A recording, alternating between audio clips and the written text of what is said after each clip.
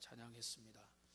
돌아오는 주일은 종려주일이고, 또 종려주일을 지나고 또 특별 새벽 기도회를 드리면서 고난주간을 맞이하게 됩니다.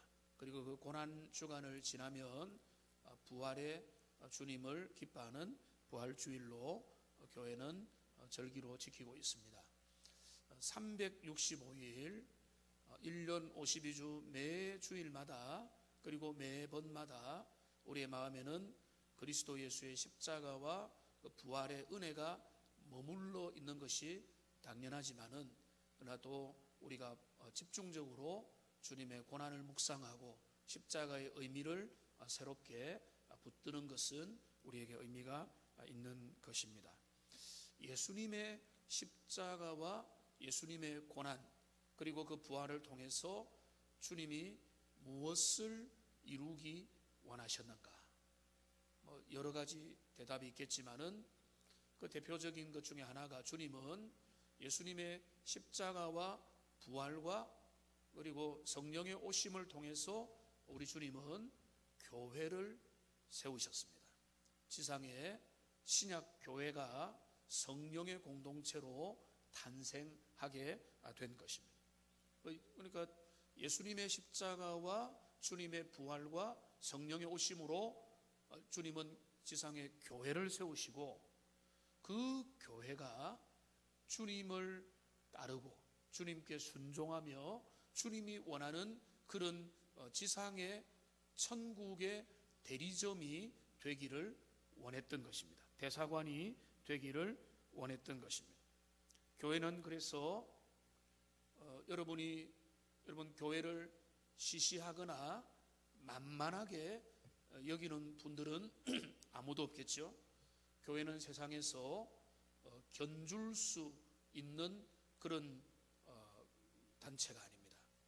교회는 세상에서 유례가 없는 단체요, 찾을 수 없는 그런 모임입니다. 왜냐하면 세상의 그 어떤 모임도 하나님이 친히 세워주신 모임은 없기 때문이고, 우리 주님의 모든 영광과 주님의 그 뜻과 주님의 기대가 교회를 통해서, 우리가 잘하든 못하든 교회를 통해서 주님이 그 일을 이루어 가시기 때문에 그런 것입니다. 최근에도 제가 우리 새로 오신 분들 이번에 학습도 여러분이 받게 되고 또 참 기쁜 일인데, 여러분들이 이런 말을 합니다. 교회 와보니까 세상에 이런 모임이 있느냐라고 깜짝 놀랍니다. 여러분은 믿음 생활 오래 하시면서 그런 마음들이 많이 이제 너무 익숙하고 당연하겠지만은, 교회에 와서 함께 교제하고 예배하며 함께 지나면서 하는 이 시간들을 보면서 깜짝 놀라는 거죠.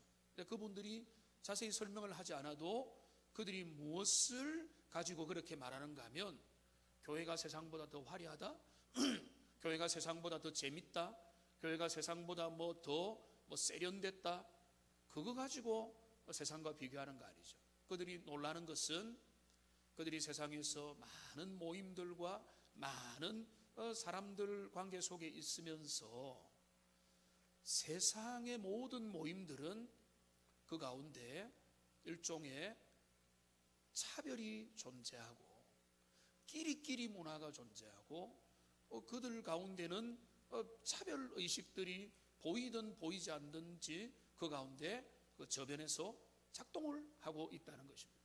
근데 교회는 물론 그 안에 들어가 보면 이 야고보가 염려하는 것처럼 세상을 닮아가는 그런 교회 모습도 있겠지만, 기본적으로 교회는 차별이 없어야 되고 차별이 없는 공동체로 주님 앞에 부름을 받게 된 것입니다. 세상에는 차별이 많이 있지 않습니까? 극단적인 차별 뭐가 있습니까? 인종차별, 남녀차별, 또 어른이 아이를 차별하거나 지역차별, 능력차별, 학벌차별, 외모차별, 여러 가지 면에서 우리는 차별을 두는 그런 세계를 살아가고 있고, 이 자본주의 사회가 극심해지고 후기 자본주의로 갈수록 우리 미국이나 우리나라 같은 경우에는 더 이 자본주의를 근간으로 삼고 있기 때문에 이게 합법화된 차별도 꽤 많이 있는 것입니다. 여러분이 좋은 공연을 보러 갈 때 그 공연을 볼 때는 좌석이 다 등급이 지정이 되어 있습니다. 그래서 제일 좋은 좌석은 어떻습니까? 제일 비싸죠. 그러니까 그거는 뭔가 하면 돈 많이 내면 좋은데 앉으라라고 하는 것이죠. 돈이 없으면 근처에도 가지 말고 그 건물 밖에서 구경을 하고, 당신이 돈이 진짜 없는데 가고 싶으면 저 위에서 먼 발치에서 구경을 하고, 돈이 있으면 그 제일 좋은 로얄 황금석에 앉을 수 있다. 우리는 그걸 당연하게 생각하지만은 세상 가운데 있는 합법적인 차별이고 구분이라고 볼 수가 있는 겁니다. 지금 오래된 이야기인데, 제가 아는 제보다 나이가 좀 많으신 여자 전사님께서 한 분 계셨는데, 그분이 세상에 이런 차별에 대해서 너무 분개를 해서 백화점에 가는데 그분이 프라이드를 몰았거든요. 이 프라이드를 왜 1층에 주차를 안 시켜주느냐고 그 직원에게 일부러 항의를 했다가, 그 다음에 결과는 잘 모르겠습니다. 항의를 했다는 이야기를 제가 듣고 참 이분의 참 마음을 이해를 했던 적이 있는데, 그 1층은 비어 있어도 웬만한 차들은 못 가죠. 왜 그렇습니까? 거기에 VIP 고객이거나 그 백화점에 그 아주 좋은 혜택을 줄 수 있는 사람들에게 확보된 자리이기 때문에 그 자리는 특별석으로 마련을 해놓은 것입니다. 한 그 몇 주 전에 저 계명대 동산병원이 기독교 정신을 가지고 있으니까 목회자들을 초청해서 월요일 날 그 병원 미리 목회자 투어를 한번 했습니다. 우리 지역에서는 좀 많이 멀지만은 투어를 하니까 거기에 보니까 서울의 세브란스 병원보다 조금 작게, 이왕이면은 좀 더 크게 지었으면은 세브란스를 능가하는 건데 하여튼 엄청 잘 지었더라고요. 잘 지었는데, 그러면서 거기에 태어나서 처음으로 거기에 있는 제일 좋은 수술실을 들어가 봤습니다. 그게 이제 완공이 되면은 출입 금지인데 한번 들어가 보니까 거기에는 저 몰랐는데 수술과 시술이 한 번에 될 수 있는, 보통 수술하다가 잘 못 되면 시술로 옮겨야 되는 처치를 다시 해야 되는데 거기는 같이 할 수 있는 그런 거고, 그 옆에 보니까 우리가 평소에 못 가보는 VIP 병실도 이제 가보게, VIP 그 이제 병실을 가보게 됐죠. VIP 병실의 그 모습을 보면서 우리가 여러 가지 했지만은 그 이제 내용을 우리가 볼 때 그 내용 시설과 모든 것들이 좋지만은 그 모든 좋은 것들이 사실은 돈 있고 능력 있고 어떤 의미에서 그 사회적인 여건이 갖추어져야 사용할 수 있는 그런 거라. 근데 그거를 왜 나는 거기 못 가느냐라고 여러분 항변하는 사람 별로 없죠. 왜 그렇습니까? 세상이 원래 그런 거라고 다 생각을 하고 있기 때문에 그런 것입니다. 그러니까 우리가 이제 교육에 있어서도 이런 차별들은 꽤 많이 있습니다. 능력별로 우열반을 배치를 하거나, 또 학업의 능력에 뛰어난 아이들과 좀 떨어지는 아이들은 그 가르치는 내용을 다르게 하고, 이번에도 학력 격차가 꽤 많이 나서 못 따라가는 기초 학력이 되지 못하는 아이들이 꽤 많이 늘어났다고 하는 그런 우려도 있는 것입니다. 그러니까 지금 이렇게 제가 몇 가지로 말씀드렸지만은 우리가 살고 있는 이 세상에서 차별은 불법이든 합법이든 여러분 경계선을 넘나들면서 우리가 어떤 의미에서 너무나 쉽게 받아들이는 영역에서도 온갖 돈으로 아니면 권력으로 명예로 누리는 것들과 할 수 있는 것들 속에 그 차이가 있는 것입니다. 그것을 여러분 바꿀 수 있겠습니까? 그것을 문제의식을 가지고 세상이 왜 이러냐라고 속으로 안타까워할 수는 있겠지만은 그것이 세상 가운데서 개선되기가 저는 쉽지 않다고 봅니다. 왜냐하면 타락한 세상에서 창조 이후로 이제까지 세상에 작동하는 그 원리 속의 기본은 뭔가 하면 이게 돈과 명예와 물질과 모든 것으로 사람은 외모로 차별을 하는데 너무나 익숙해진 세상을 지금까지 살아가고 있기 때문에 그런 것입니다. 세상이 차별로 얼룩져 있는 것이 문제고, 그래서 그것을 그래도 사회가 합의를 해서 하나하나씩 개선을 해나가야 됩니다. 그 중에 우리가 정치적인 논란이 되니까 조심스러운데 차별금지법이라는 게 있습니다. 여러분, 사실은 예수 믿는 사람은 차별금지법 하면은 무조건 통과시켜야 되는 거죠. 제일 앞장서서 차별금지를 외쳐야 되는 것입니다. 그런데 우리 개신교도들이 이 부분에 적극적으로 반대를 해왔습니다. 그리고 이번에 차별금지법 통과가 국회 문턱에서 무산이 됐습니다. 그런데 반대를 했던 이유를 여러분 잘 아셔야 됩니다. 우리 믿는 사람이 차별금지를 반대하는 게 아니라 그 안에 있는 독소 조항들 때문에 반대를 했다. 그러니까 개정을 하자는 겁니다. 그 차별금지법 자체가 기독교인으로서 반대하는 게 아니라 그 안에 있는 독소 조항, 가장 대표적인 게 뭔가 하면 동성애 차별금지법이 통과되면요, 목회자가 강단에서 동성애는 하나님이 기뻐하지 않는 죄악입니다라고 선언하는 순간 누가 고소를 하면 현행법에 걸려서 잡혀가게 되는 거죠. 왜냐하면 차별을 부추겼다 이렇게 돼요. 믿는 사람들이 동성애가 죄악이지만 그들이 감옥 가라고 하는 게 아닙니다. 그러나 그 동성애가 지극히 당연한 것이라고 하는 것을 우리는 반대하는 것이고, 그들은 도움을 받아야 되고 그들은 치료를 받아야 되고 사회문화적으로 조절을 받아서 그들의 생각을 바꿔야 된다. 이게 기독교 입장이고 성경의 입장이고 우리가 변할 수 없는 가치다. 그 중에 하나인데, 그러니까 우리가 차별금지법이라고 하는 것 자체가 기독교인이 우리는 차별이 있기를 원합니다라고 말할 수는 없는 거죠. 그거는 예수 믿는 사람이 할 수 없는 건데 그 중에 있는 여러 가지 독소 조항들이 있기 때문에 그것을 반대하는 것입니다.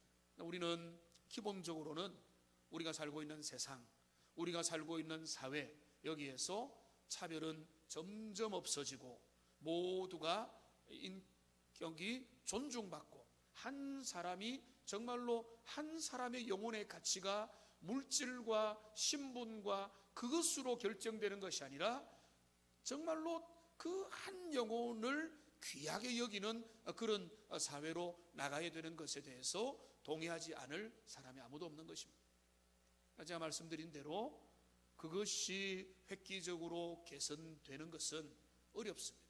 우리가 공산주의로 갈 수도 없고 사회주의가 될 수도 없고, 그것은 실패했다는 것이 세계에서 결론이 났는데 이 세상 가운데서 돈을 마음껏 버는 사람들, 그리고 좋은 부모의 혜택을 입는 사람들이 있고 또 그리고 가난한 사람들이 있는데, 이런 모든 눈에 보이는 모순을 어떤 법으로 어떤 시책으로 우리의 어떤 대의를 가지고 해결하기는 어렵다. 그리고 우리 주님이 뭐라고 했습니까? 우리 주님 다시 오실 때까지 가난한 자들은 너희 가운데 계속 있을 것이다. 그거는 세상의 모순을 그대로 방치하시는 예수님의 모습이 아니라 이 타락한 질서 속에는 그런 모순과 그런 차별이 어쩔 수 없이 이 땅에 주어져 있는 것이다. 이게 이제 우리가 기본적인 생각이고요. 그런데 오늘 우리가 심각하게 생각해야 될 것이 있습니다. 세상 가운데 보이는 차별, 보이지 않는 차별, 특별히 돈과 물질로 인해서 여러 가지 할 수 있는 것과 할 수 없는 것들이 많이 있는 것들이 우리들 가운데 심각한 문제가 아니라, 오늘 우리에게 심각한 문제는 뭔가 하면 이 세상에 있는 물질로 인한 사람에 대한 차별이 교회 가운데 영향을 미치고 파고들고, 그것이 교회의 어떤 사람들 가운데 차별의식을 조장하는 쪽으로 흘러 들어오는, 그러니까 세상의 가치관이 교회의 가치관으로 연결되는 일들이 나타나는 것, 이게 훨씬 더 심각한 문제라는 거죠. 그렇습니다. 세상은 원래부터 죄악이고, 세상은 원래부터 타락했고, 세상은 원래부터 소망이 없었고, 세상은 원래부터 온갖 불법과 온갖 탐욕과 온갖 차별들이 그 가운데 있을 수 있는 것이고, 그거를 우리가 막기 원하지만 잘 안 되는 것이죠. 그런데 끊임없이 그 세상의 모순과 좋지 않은 모습들이 교회까지 들어오게 되는 것을 오늘 21세기 2019년이기 때문에, 이 자본주의 3.0 세대이기 때문에 우려하는 것이 아니라, 야고보 시대에 야고보가 그 걱정을 하고 있습니다. 너희가 교회 안에서 물질을 가지고, 외모를 가지고, 세상 사람들이 가지고 있는 가치관을 가지고 교회 안에서 사람들을 차별하면 안 된다. 그 이야기를 지금 야고보는 하고 있는데, 오늘 이 차별금지법, 교회 안에 차별금지, 사람을 다른 것을 가지고, 외모를 가지고, 물질을 가지고, 돈을 가지고 그 사람을 차별 대우하면 안 된다라고 하는 것은 무슨 말인가 하면, 세상의 가치관을 가지고 주님의 교회를 물들게 해서는 안 된다. 오늘 장로님 기도하신 중에도 그런 내용이 나왔지만은, 참된 경건의 요소 중에 하나가 마지막에 뭐라고 했습니까? 1장 마지막에 자기를 지켜 새 속에 물들지 아니하는 거죠. 새 속에 물들지 아니한다는 말은 내가 세상에 돌아다니지 않는다는 말이 아니라, 세상의 가치관을 그대로 따르지 않는다는 거예요. 세상 사람들이 이 길을 가도 그게 주님이 원하지 않으면 나는 그렇게 가지 않습니다. 세상 사람들이 다 자기 중심으로 살아도 주님이 원하는 게 공동체 중심이고 연약한 자를 돌아보는 거라면, 여러분이 헌신하고 주님 앞에 순종하는 것처럼 나는 그 길을 따르겠습니다 라고 하는 게 새 속에 물들지 아니하는 것이죠. 그 새 속에 물들지 아니하는 대표적인 게 뭐냐면, 사람을 물질적인 잣대로 차별을 가하지 않는 것입니다. 오늘 야고보는 분명히 말하고 있습니다. 1절에 보시면은 마지막에 사람을 차별하여 대하지 말라 그러면서 하나의 너무 쉬운 이야기를 들려줍니다. 우리 동훈교회에 2명의 새 가족이 찾아옵니다. 오늘 마라톤이라서 오실지 모르겠지만 오실 수도 있겠죠. 새 가족이 왔는데, 한 명은 누가 봐도 부유한 사람입니다. 명품 백을 들고 아름다운 옷을 입고, 그리고 참 그 모양만 보면 소위 말해서 귀티가 나는 복장을 했어. 차도 아주 좋은 제가 차종은 말하지 않겠습니다. 그 차를 딱 대고 열고 어깨를 높이 해서 문으로 들어옵니다. 새가족반이 환영을 하겠죠. 그렇지 않기 때문에 예를 들면, 야, 우리 교회에 훌륭하고 능력 있는 사람이 왔다. 저 사람은 특별히 대우해서 저 사람을 잘 안내하고 제일 좋은 좌석에다가 특별히 모셔라 라고, 우리가 새가족들을 항상 특별히 모시고 있습니다. 그런데 이제 그렇게 하는데, 또 한 사람이 왔어요. 또 한 사람이 왔는데, 이 사람은 겉모습 자체가 꾀죄죄한 겁니다. 가난이 그 몸에 배어 있습니다. 핸드백이 아니라 누추하게 와 있는 것입니다. 이분이 분명합니다. 이분이 교회에 기여를 할 수 있겠느냐? 오히려 교회가 구제의 대상이 될 수도 있는 그런 사람이 왔다는 거죠. 그러니까 사가족반이 그럴 리가 없기 때문에 하는 말이지만은 모여서 합니다. 저 사람은 우리 교회 오는 것을 막아야 된다. 우리 교회 와서 정착하면 오히려 곤란하다. 그렇기 때문에 저 사람은 자리에 앞자리에 앉지 말고 저기 구석에 앉도록 잘 해라 라고 말을 했습니다. 야고보 공동체 가운데 그 일이 일어난 겁니다. 근데 이 일이 실제로 일어났는지 아니면 야고보가 이런 일이 있을 수 없기 때문에 그냥 지어낸 이야기인지 모르겠지만은 이런 일이 일어났다고 이야기를 하면서 지금 야고보는 지금 그게 여러분 속에 이런 생각 들지 않으세요?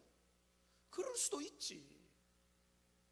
좀 괜찮은 사람을 더 모시고 백화점에서 그렇게 하듯이 가게가 그렇게 하듯이 VIP라고 보이는 사람은 좀 더 모시고 그렇지 않은 사람들은 좀 대충 하면은 그거는 인간인지라 당연한 거 아니냐라고 하는데 야고보는 이 문제를 아주 심각하게 물고 늘어집니다.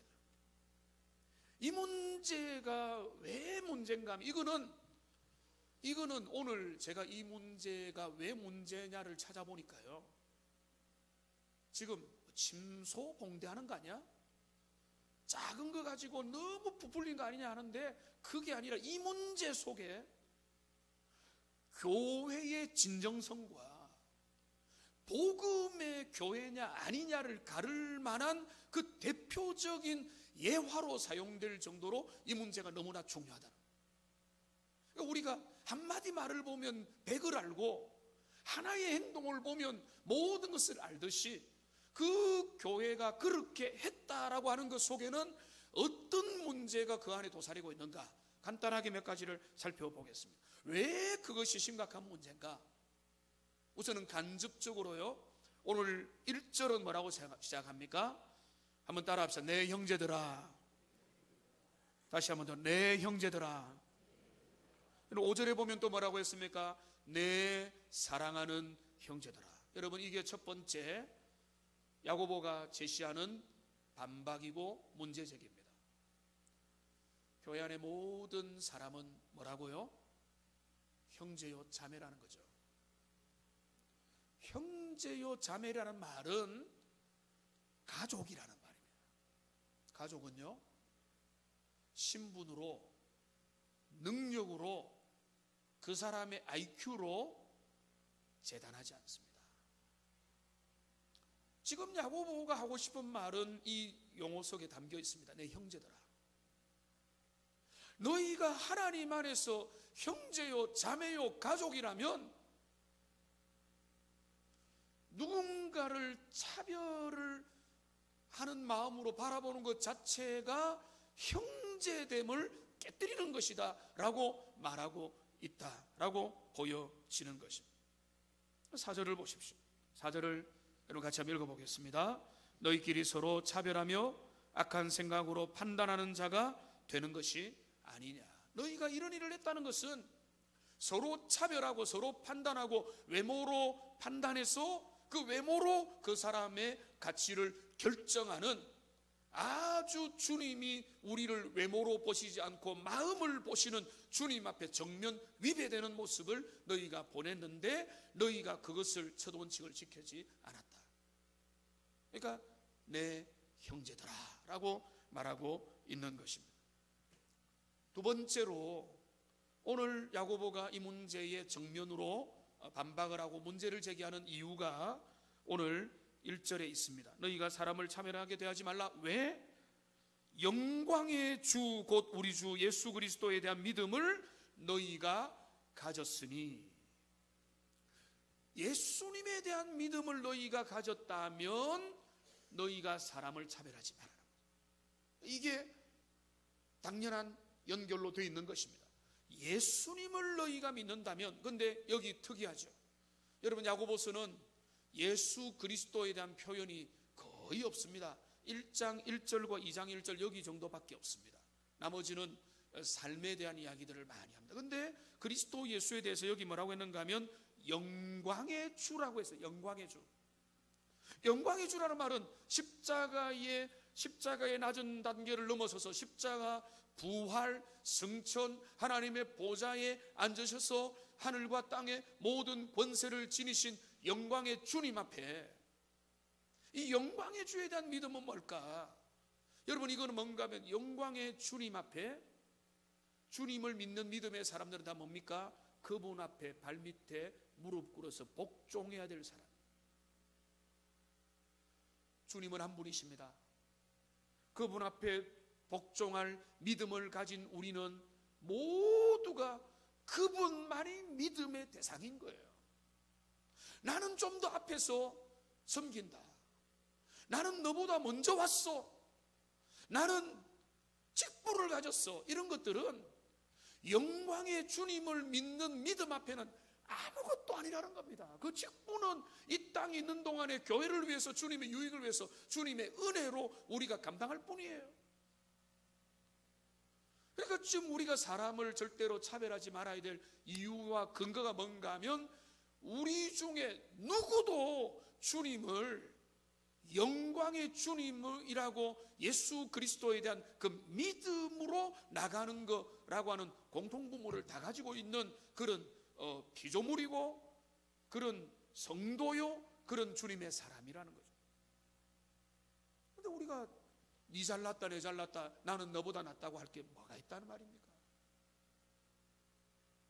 집에 100억을 가지고 있어도 주님을 나의 구주로 믿어야 될 사람이요, 집에 100만 원이 없어가지고 힘들어하는 사람이라도, 100만 원이 없어가지고 힘들어도 그가 주님을 믿음으로 믿는 사람이라면 그 사람의 믿음의 가치는 똑같다는 것입니다. 이 부분에서 하나님 앞에서 다시 한 번 더 교통정리를 확실하게 하는 하나님의 사람들 되시기를 주님의 이름으로 축복합니다. 우리 주님을 믿음으로, 영광의 주님을 같은 주로 고백하는 이 동일한 믿음의 고백이 있는데, 그 안에서 우리는 서로에 대해서 너가 더 나은 사람이고 나는 당신보다 낫다라고 말하는 게 의미도 없고 가소로운 일이고 부끄러운 일이다 라고 말하는, 그러니까 이게 연결이 되는 거죠. 영광의 주 우리 주 예수 그리스도의 믿음을 너희가 가졌으니 사람을 차별하게 하지 말라. 이게 이제 연결이 자연스럽게 여러분이 되면은 좋겠습니다. 그 다음에 오늘 야고보는요, 세 번째로 사람을 차별하지 말아야 되는 그 이유를 설명하면서 우리 하나님께서 가난한 자에게 특별한 관심을 기울이신다는 것을 야고보는 성경의 기반으로 밝히고 있습니다. 여러분, 우선 정리하고 넘어갑시다. 가난이 계급장입니까? 어떻습니까? 가난이 계급장이 될 수 없습니다. 부는 척결해야 될 대상입니까? 그것도 아닙니다. 성경에 보면은 하나님 앞에 훌륭한 부유한 사람들도 꽤 있습니다. 여러분, 그런데 성경에서 계속해서 말하는 것은 뭔가 하면, 부를 잘못 사용해서 타락한 많은 경우들을 이야기하면서, 반대로 또 성경이 강조하는 건 뭔가 하면, 가난한 자들을 향해서 주님이 특별한 관심을 가지고 있는데, 지난주도 살펴본 대로 고아와 과부의 아버지다라고 주님이 공개적으로 발언을 하시면서, 그러니까 성경의 사상을 제가 정리한 바로는, 이 성경의 진리는 뭔가 하면, 가난한 자가 계급도 아니고 부하기 때문에 무조건 문제가 있는 것은 아니지만은, 가난한 자의 믿음이나 부자의 믿음이나 똑같은 것이고, 그리고 특별히 가난한 자의 그 믿음을 우리가 결코 무시하면 안 된다 라고 하는 것을 주님이 말하면서 한 단계 더 들어갑니다. 오늘 여러분 5절을 보십시오. 내 사랑하는 형제들아, 하나님이 세상에서 가난한 자를 택하여 믿음에 부유하게 하시고, 하나님의 나라를 상속하게 하셨다. 여러분, 이 말이 받기에 어려울 수 있습니다. 우선은 간단하게 제거하면 가난한 자만을 택했다, 이 말이 아닙니다. 하나님이 하나님의 분명한 섭리로 세상 가운데서 연약하고 무능하고 별로 소망이 없는 자들에게 하나님이 특별한 은혜를 주셔서 하나님의 영광의 도구로 사용하기를 자주 기뻐하신다는 것입니다. 여러분, 이게 하나님의 일하심의 방식입니다. 무조건 이렇게 일하신다는 게 아닙니다. 여러분, 오해하지 마십시오. 이렇게 일하는 것이 주님의 주특기다라고 하는 말씀이에요. 고린도 전서 1장 27절에서 29절 말씀을 한번 보십시오. 여기 보시면, 그러나 하나님께서 세상에 미련한 것들을 택하사 지혜 있는 자들을 부끄럽게 하려 하시고, 약한 것들을 택하사 강한 것들을 부끄럽게 하려 하시고, 세상의 천한 것들과 멸시받는 것들과 없는 것들을 택하사 있는 것들을 폐하려 하시나니 이는 아무 육체도 하나님 앞에서 자랑하지 못하게 하려 하심이라. 여러분, 여기 놀라운 복음의 비밀이 있는데요, 우리 하나님은요, 하나님의 나라의 일을 하시면서 세상의 방식과 다르게 갑니다. 세상의 방식은 어떻습니까? 성적순이죠, 능력순이죠, 실력순이죠, 외모를 보죠. 하나님의 방식은 그렇지 않습니다. 자랑하지 못하게 합니다. 연약한 자를 들었습니다. 결핍 있는 자를 들었습니다. 그렇습니다. 저 결핍이 많죠. 세상의 잣대로 보면 부족한 거 많죠. 주님은 그런 자를 들어서 쓰는 겁니다. 왜? 마지막 결론이 있잖아요.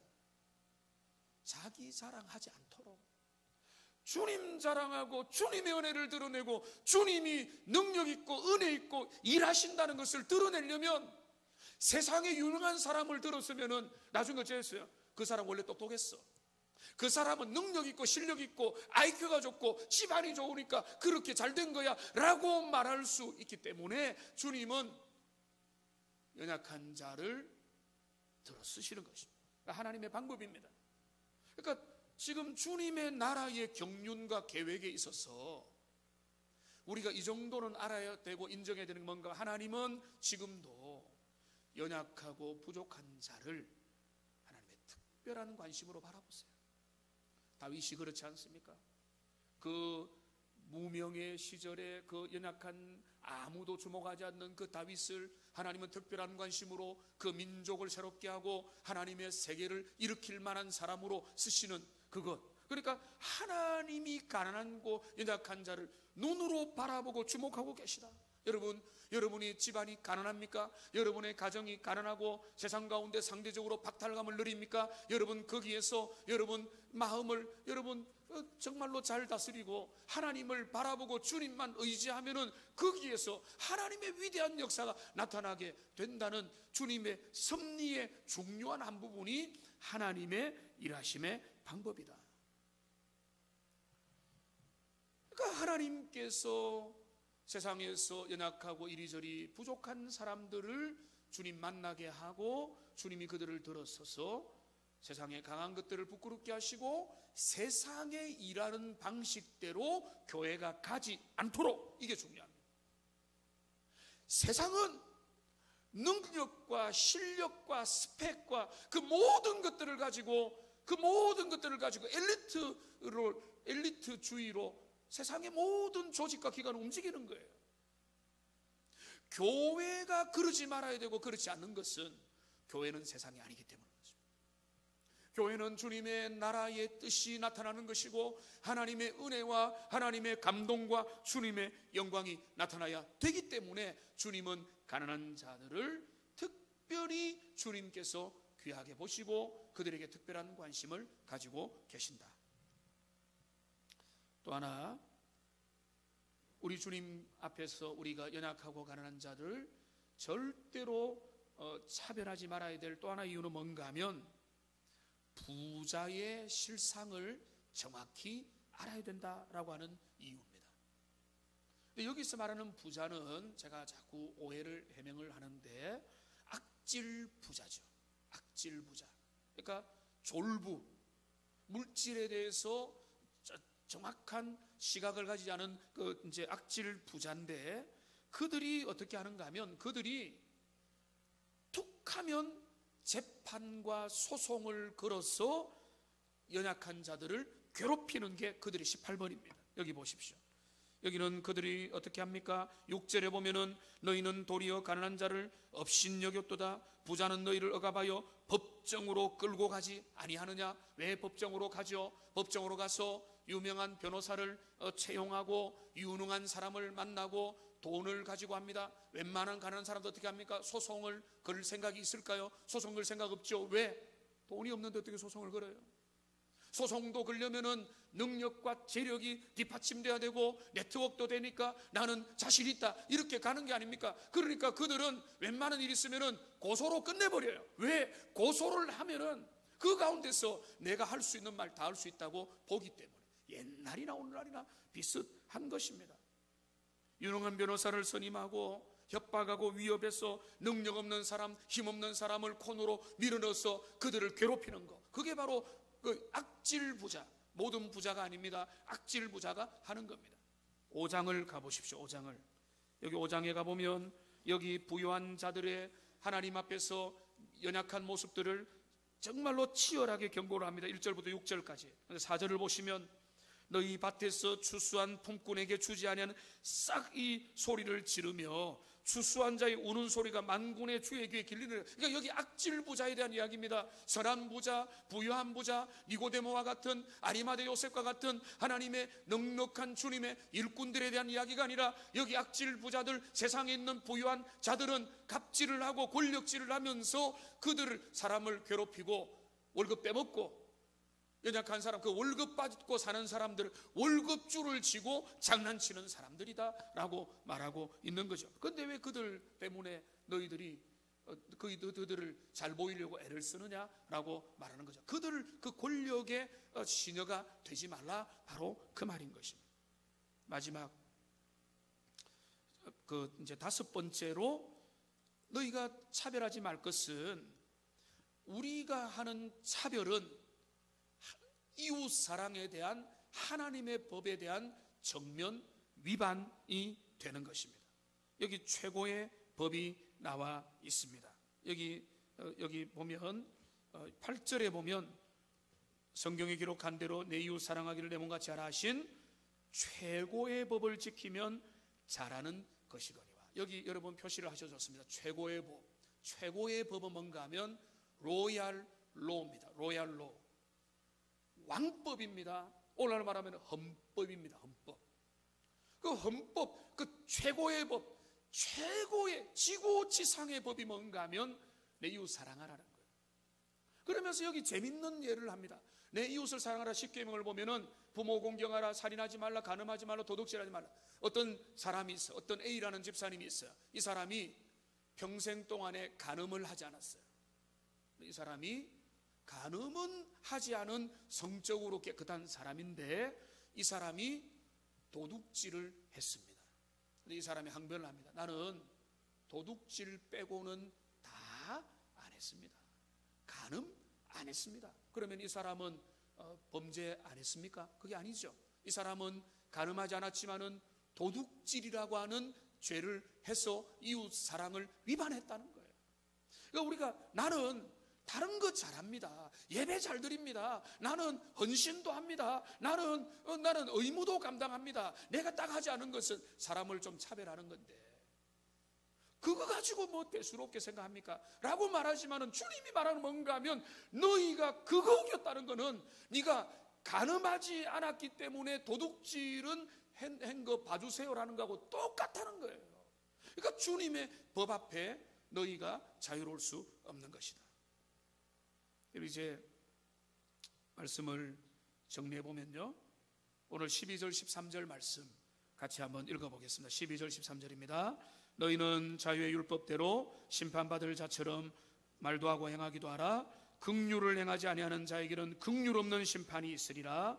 긍휼은 심판을 이기고 자랑하느니라. 자, 이제 정리해야 되기 때문에 이 부분은 간단하게 설명하겠지만은 우리가 차별하지 말아야 될 마지막 이유는 뭔가 하면 하나님의 심판대 앞에서 주님의 긍휼을 기대하는 자라면 누구라도 긍휼 없는 선택을 다른 사람에게 하면 안 된다. 주님의 은혜와 자비와 긍휼을 기대하거늘 다른 사람을 무자비하게 하고 냉정하게 하는 것은 주님의 마음이 아니다. 이 말씀을 맺겠습니다. 오늘 우리 중에 있는 누구라도 차별하지 말아야 될 이유가 이렇게 많이 있습니다. 우리 옆에 있는 사람 외모로 판단하지 마시고 그 사람 한 사람 한 사람을 주님 안에서 귀하게 여기는 하나님의 사람들 다 되시기를 주님의 이름으로 축복합니다. 기도하겠습니다. 살아계신